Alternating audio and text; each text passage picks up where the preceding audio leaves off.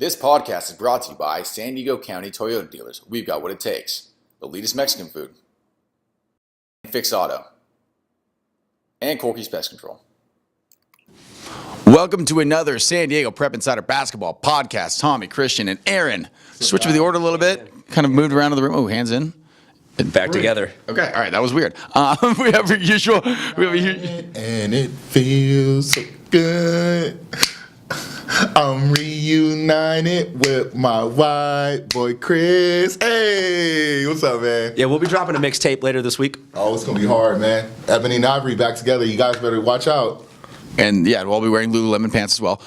We got our usual podcast for you. We got our top 10. We got our our game balls, our dunker dish, and we've got our game picks. We'll start with the top 10. Aaron, take the mic. All right, guys. Number one, of course, St. Augustine. I think this is their fourth week in a row. Number two, we've got Torrey Pines. Three, we've got Foothills Christian. Four, we've got Vista. And then that's where we start to see a few changes after Mission Hills and La Jolla Country Day took some losses. We've got Helix moving up to my 5 spot. We've got Mater Dei Catholic now at 6. Country Day at 7. Mission Hills at 8. And then we round out our top 10 with Poway and a new entry into my top 10 for the first time this year, the La Costa Canyon Mavericks. Congrats, Mavs. And then you turn and lost to Canyon Crest, so it's probably going to be short-lived.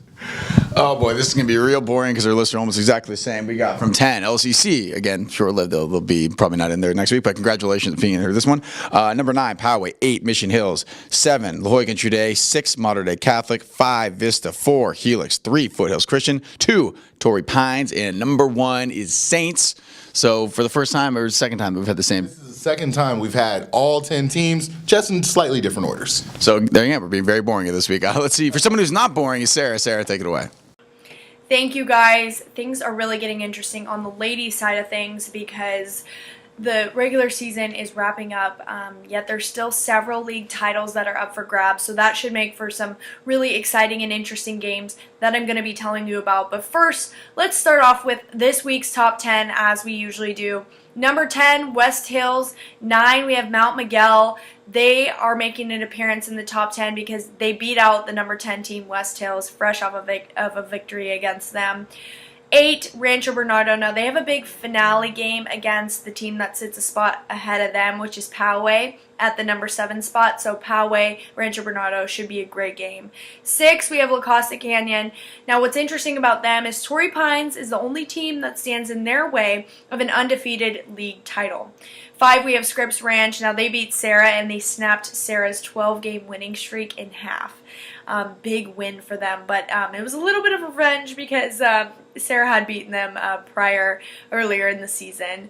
But still a big win nonetheless. At number 4, we have La Jolla Country Day. Now, they've just continued to dominate, but they do have a tough task ahead of them because they have to play their rival Bishops, and that is no easy task, as I'm sure you all know. A lot is on the line, including the Coastal League title. So that will be a great game. 3, we have Eastlake. They extended their winning streak to 10 straight, and they will finish their regular season with a bit of a rivalry game themselves against Bonita Vista. At number 2, we still have Mission Hills. They're just continuing to dominate. 1, Bishops. They'll end their regular season, like I mentioned, with a heated rivalry showdown against La Jolla Country Day. Now, if you're looking for a really intense showdown, this will be the game to go to because, first of all, who doesn't love a rivalry game? Those are fantastic. And 2, it'll be a heated game. Let me tell you that. I've talked a little bit to some of the girls, and they've told me just how heated and intense it does get. So that will be a great game. So that is this week's top 10. And we're going to move on now to game balls, where you'll find our first game ball goes to Monique Smith from Serra. She's played such a key role in Serra's success this season. She's averaging 18.8 points and 11.2 rebounds, and she's headed to Kent State next year, so congratulations to her. Second game ball goes to Katie Chow from Scripps Ranch. Now, she's only a junior, but she hit a key pair of three-pointers in the fourth quarter against Serra when Scripps Ranch beat Serra, ending Serra's big winning streak. So that was a key play by her. She also had 21 points.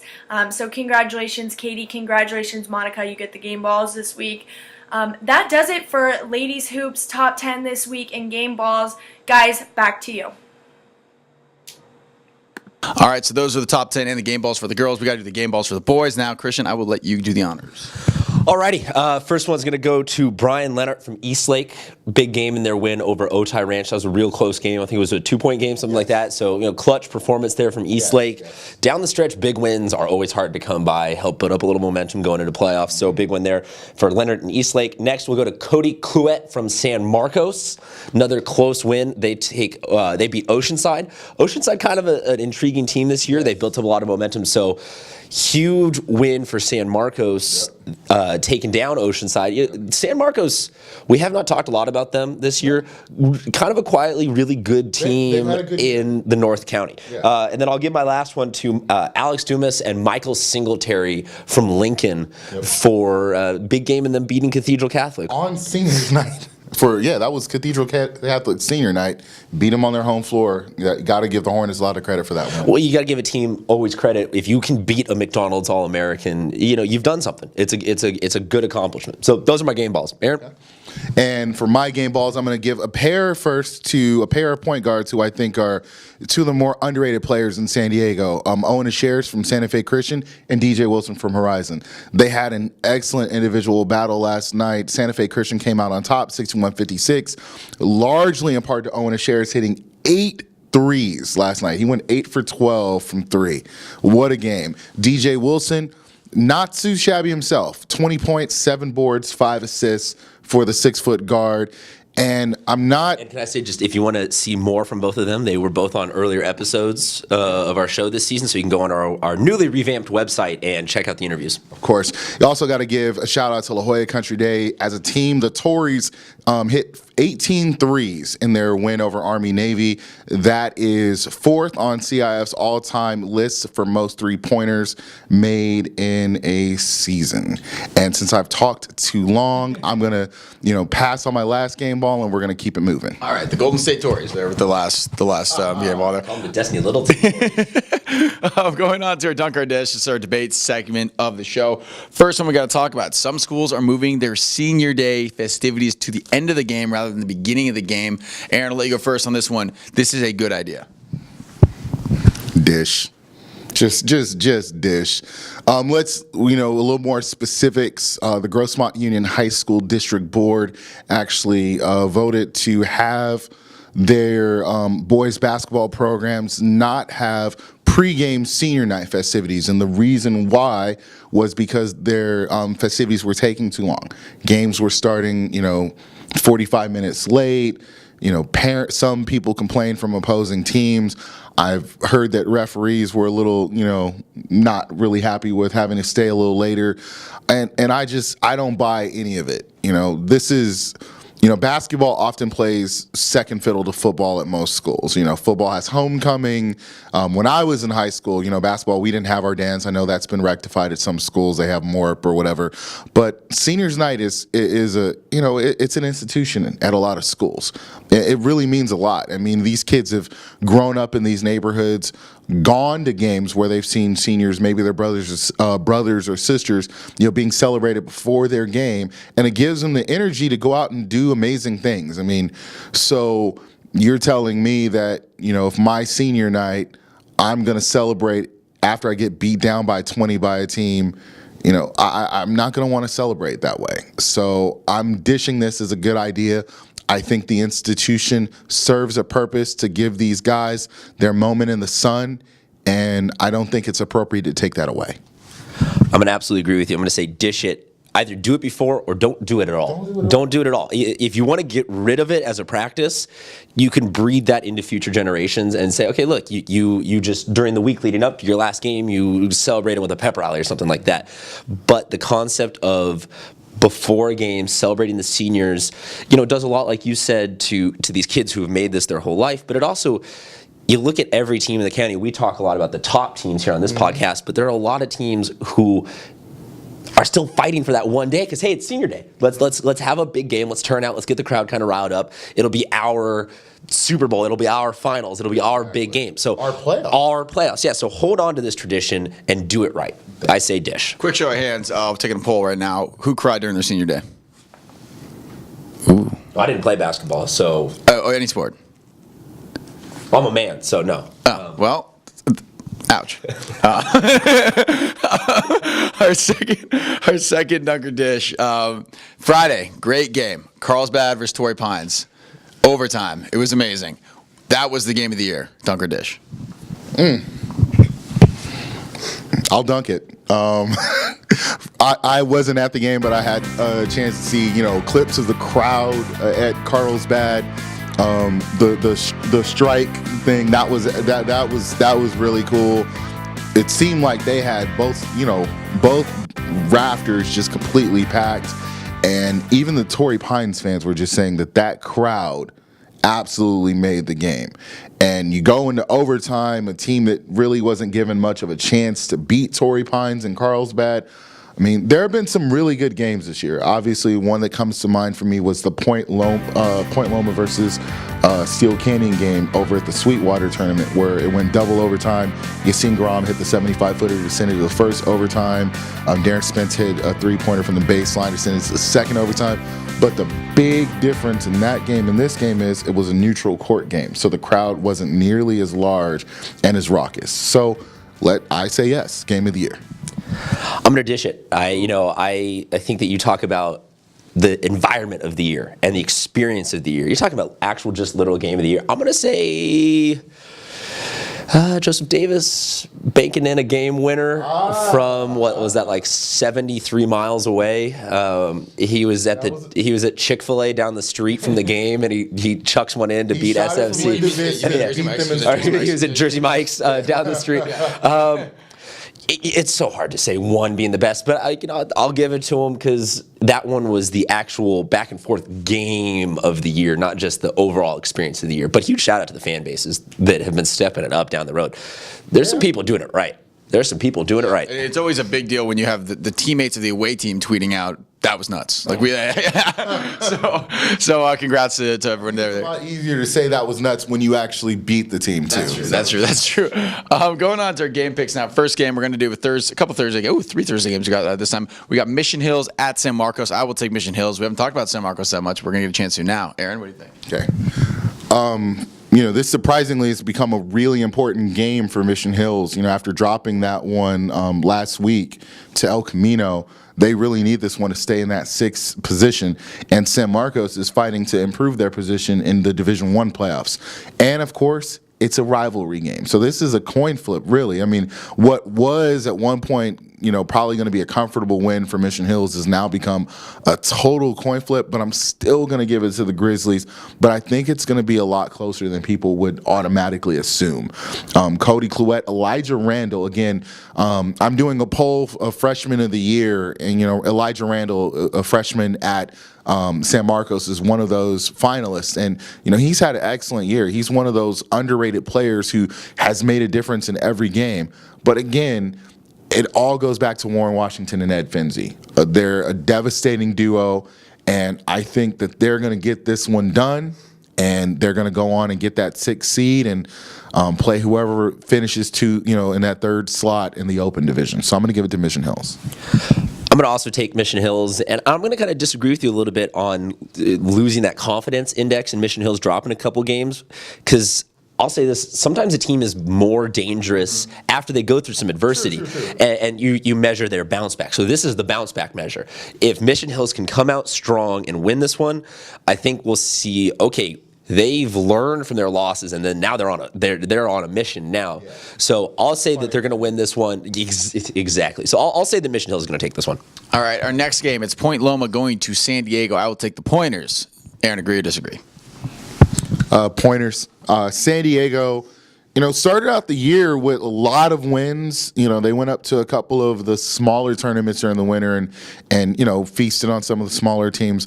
But they've just been absolutely devastated, not by injuries, but by February 3rd, 2017. That is the day that final grades are in, and all the city schools have to report their grades, and eligibility issues just wrecked what was a promising season for the Cavers. Point Loma, on the other hand, hasn't had that issue. They're still at full strength. Yassine Garam, Of course, Darnell Johnson, Dakari Allen, and crew. They're locked into that actually that fourth place position in league. I think they get a big win here too. I'm going to agree with you. I'm going to say Point Loma is going to win this one. You mentioned all the players that are achieving great success. I'll say this, though, for San Diego's season getting kind of gutted by grades, they're throwing some kids into the fire right now that could breed the seeds of success, because sometimes you look at it, you're like, oh, that kid's getting really manhandled, but he's also a freshman, and he's getting 12, 13 minutes in a varsity level game. So San Diego, it's been a tough close to the season for him, but also at the same time, let's say that San Diego is one of those teams that if we're already kind of looking towards next year, the Cavers are building something. All right, third game from Thursday. It's Patrick Henry going to Serra. I will take the Patriots in this one, the away team. Aaron. All right. Well, I talked a little bit about this game on Twitter. This is, and the prediction is kind of, come to fruition. Patrick Henry beat La Jolla last night, which gave them at least a share of the league title. Serra is one game behind them. So if Serra wins this one, they clinch a share. If Patrick Henry wins, they win it outright. And my prediction was correct, and all you guys can kiss my Converse like show enough. Those aren't Converses, actually. They're Nikes. Thank you very much. The Steph Curry Under Armours? Actually, got some dad shoes on there? No, these are actually the gridiron cleats that I bought from Burlington Coat Factory. Back to the point at hand. I'm going to pick Henry in this one for the road upset. I think that they've, really righted the ship of late. A player that we haven't talked about all year, Sam Galafe from Patrick Henry. I named him to the All-Eastern League my All-Eastern League first team. Sam's had a really good year. He's been the consistent force on that team, game in, game out. And I think that Sam, Christian Choice, and Jelani Mitchell put it together. They close out the year in style, and they win their Eastern League championship on Serra's home floor. I'm going to agree. I'm going to take the Patriots. You talk about that win over La Jolla. That was a La Jolla team without Reed, but that was also a big win. Like, they're not squeaking by them anymore. They're clicking. They're firing on all cylinders. I'll take the Patriots. All right, now we're going to jump ahead to Friday. First game for Friday, first of two. Poway going to RB. Big game, big rivalry. I will take the home team. I will take the Broncos, but this will be a close one. I'm going to have to agree. And, unfortunately for Poway could have at least been in a position to clinch a share if not for that loss against Westview a week and a half ago. I mean, that was kind of an inexplicable loss for a team that had been playing so well. And so now both teams are coming in with the exact same record in league, so the winner is going to clinch it outright. And it's on RB's home floor. I mean, and they're going to have a distinct advantage playing in front of what will be no doubt a sold-out crowd. So I'm going to pick the Broncos. I think J.J. Overton goes out in style on senior night, gets a win, gets a league title. I'm going to agree. I'm going to say that the RB team is a little bit more adaptive. With JJ being an interior presence, they're not a team that relies on threes. They're not a team that relies on any one thing other than just their athleticism getting to the hoop. I like that, especially in front of the stable. All right, next game. It is also Friday. It's Mount Carmel going to Westview. I will take Westview. Oh! Give me the Wolverines at home. Yeah, definitely Westview. Ben O'Coden, again, another player that has had a really good under-the-radar season for a Westview team that has taken out some good teams. So they've beat Kearney this year. Obviously, we just talked about beating Poway. So they played RB real close. They played RB close, exactly. And that was a game where Ben O'Coden had like 31 points. Mm-hmm. So, and it's their senior night. So expect Ben to go out in style. Mount Carmel is a team, again, if we talk about teams that next year might be taking that next step, they play about 4 or 5 juniors a lot of minutes, including Nate Middleton, who's their leading scorer. But one of the big issues they've had all season is scoring on the road. They've had games where they've scored 20 points, 25 points in games on the road. That's not a winning formula. So I'm going to pick the host, Westview. Ben, congratulations on a great career, great season, and on to the playoffs you go. Take Mount Carmel. I'll be the dissenting opinion here. I think that Yeah, this is the closest of all the games that we've talked about, actually, for the game picks, and I think that Mount Carmel just has an upset in them. I don't even know why. Just I got the funny bones acting up. I got an upset in this one. All right, so those are game picks. That's our podcast, guys. Anything you want to say before we get out of here? I want to directly address Miles Norris and the entirety of Helix. Thank you for your dunks. Accident, but you're looking at I had to pull off the freeway last night when that dunk happened because there was a legit disturbance in the force. So thank you for that. I enjoy the enthusiasm also for the people who are not the dunkers in the video, but there's always hyped people on the rest of the There team. needs to be more hype guys. Yeah. Some of us are 5'10". You know, I can be a hype guy, right? We need more hype guys. I mean, I'm from the 90s, man. That's all we grew up with was DJ Clue and Puff Daddy dancing in the background. I mean, we need more Puffs in this world. Puffs, we salute you. Doghouse, we salute you. I'm going to be your hype man for the rest of the season. Is that cool? I can't dunk, though. Well, no, just in life. Oh.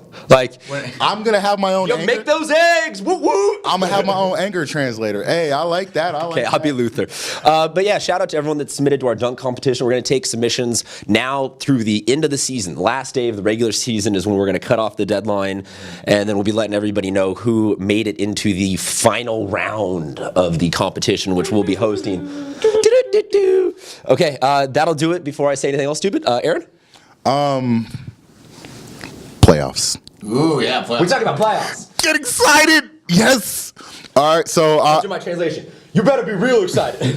So yes, I will be actually attending a basketball tournament in Portland this weekend, but when I return, I will be extremely elated and overjoyed to attend several playoff games next week. I hope all have a wonderful weekend. What is your translation? We talking playoffs. We'll see you on the playoffs.